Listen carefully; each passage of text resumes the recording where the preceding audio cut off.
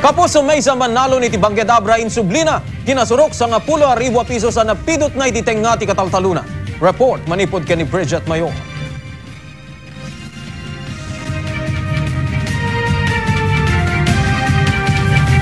Panagtalon ti kang runaan na pagsapulan ti 20 ket 5 ti tawena ni Willie Bagiweng iti barangay Dangdanglab Bangged Abra.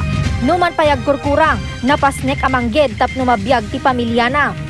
Bayat amagmag na daytoy iti tambak iti taltalo ni Dikalman. Nakita na ti Brown a wallet ang naglaon ti kwarta at 13,000 pesos. Ngem imbes ngay bulsana, napan na tinunton ti akin kukwa. Panak iti talon ng bisita, napidot ko nga wallet. So, mong pweta ito kinita mo ito, da kwarta na sa mga parmin tuntunon. Kukwa ti 50 ket siyam ti tawen na aman nalon ani Tata Patrocinio ti wallet ang naglaon ti kwarta ken singsing. Natenag na daytoy iti taltalon. Kasta unay ti panagyaman na, taaddaan tinasayata panagpuspuso tinakapidot iti kwartana. Storyana, inpaw iti anak na ti kwarta apaggatang dati baka, akatulungan da iti panagtalon. Dakto nga pagyaman ako na kanya naman. So nga, makasubsubalit ama. Kuna ni Willie, oray kasano ti kinarigat ti biyag, saan na maitured nga ibulsa ti saan na ang nagrigatan.